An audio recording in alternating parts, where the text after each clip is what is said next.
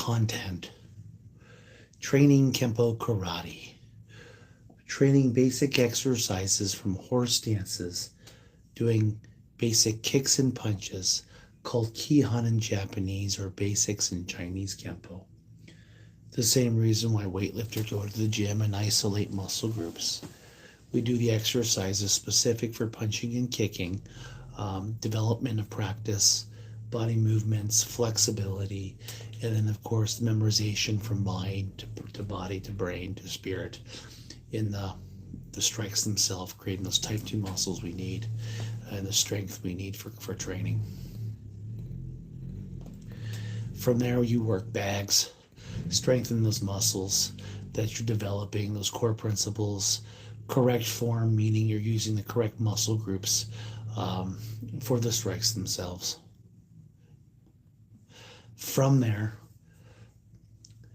doing what we call forms or combinations.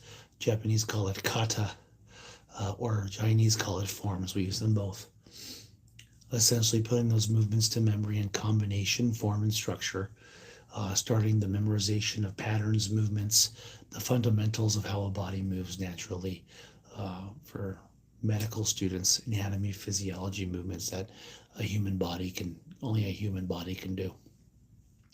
And then, of course, exploring more of what the human body can do when it comes to training itself. Training that body into movements that come in natural, or chi. Chinese call it chi. Gentleman I can't remember on a podcast mentioned the neurological connection from the brain, the body, the central nervous system into the memorization of techniques and reactions, hence drilling with partners, creating a reaction to an attack where our brain typically won't do anything in a freeze. We can kind of train that fight, or at least get really strong and train the karate flight. We have to be faster than them at least, or better than them, so karate fight. And if we karate freeze, it's usually a bear. The best thing is to kind of play dead. Can't karate a bear, kick your butt. Now, after training the basics for the Kihan and the Kata, the combinations or forms, we enter Kumite, or sparring, controlled fighting with rules. So that's where you're starting to put the moves together, battle testing, learning how to get punched and kicked and taken down at the pace of the student themselves, in a safe structure, as structured and safe as can be, for really good learning. The drills and training are one aspect, and then of course the sparring is putting it together, kind of analyzing what works, what doesn't work. Through years of practice, you can start developing your own techniques and combinations and playing with those takedowns, grappling if you like, and then working them in your forms and sparring to really help grow those skills that we're looking for in the martial arts in general. Now, because of our civilian based, remember gyms offer, well, actually gyms are very good if you know how to train correctly. 20 to 30% your weight, explosive style exercises, plyometric running, great exercises you can find gentlemen performing online to teach, or you learn your martial arts school in the class structure. You just mimic all those exercises you learn with the correct amount of weight for your body and what you're looking for. You can really supplement that training. Even a gymnastics center would be great for that balance we need in our training anyway. Competitions, wonderful. Kind of forcing the student to go a little above and beyond in their forms, make them look good. In fact, for people who do really good in forms, they learn a lot. They do everything and anything they can to improve that form, from timing to rhythm, power generation, and a lot of times in their older years, they're some of the best forms guys and gals, interpreters ever. Kind of like hieroglyphics, interpreting your moves, they can do it. Of course, the combination of techniques aren't that complicated. To a trained eye, to an untrained eye, it could be equivalent to having to interpret a different language or a dead language from a long time ago. I'm sorry to you guys, you're the only ones that can do that.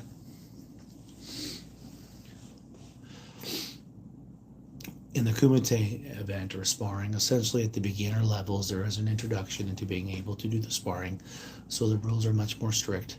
As the practitioner moves up more into the black belt levels, there's a lot more freedom. Shocks have to be cleaner. Punches and kicks, no weight classes can a little bit more risk of injury. Myself been kicked in the face, as you'll see in one of the videos. Punched all over, almost knocked out. Won plenty, lost plenty. First, second, third, fourth. There's no fifth, but definitely for win-lose, you have to develop that stamina, that red zone training. Your heart rate's going to go to max. After you're done, the adrenaline dump really, really takes a toll on the body, especially if you're training with any worth or any value to do well in place. If you do both events and you got to go, go, go, go, go, go, very much like a sport athlete or a professional sport athlete, if you want to do well, conditioning your body to different levels of fitness for heart health and overall benefit of the martial arts in general. That way, when you're walking, you're not a false confidence. Mindfully, you know your limitations. You can't walk through walls; it's gonna hurt. And guess what? You don't need to. There's no blocker, punch, or kick for wall techniques. Maybe an opponent. The videos you are watching are in fact me training and conditioning, and I've done the events training over 30 years as a teacher myself, training students the science and fitness, exercise, nutrition. Great for your martial arts training, your health, and that's all a part of it. And of course, for the brain, you get the principles, the history, which if you're like a history buff, the martial art documentaries are loads of fun to watch. I think Mr. Kemp does very well with his videos and his history. It's like going back into the old cable days some time ago and watching those masters doing their stuff there. And I would practice in my living room with my karate goals. Next belt. Lots of fun, by the way. I'd rather be doing something than nothing at all. And I'm sorry to my viewers. This video is more just for going to be copy and paste and posted with videos, which we'll be doing in a little while here, to just kind of demonstrate, and you can visually see the martial arts training yourself. If you're a martial artist yourself, keep training, keep practicing. Lots of fun. Doesn't matter what style you're in. Just keeping that physical health is a great thing. Keeping that fitness up is wonderful for you, and then you can share this video, which I'd appreciate. No benefit from it, just to share the magic, and hopefully you'll get some people or students for yourself. Keep training. Enjoy.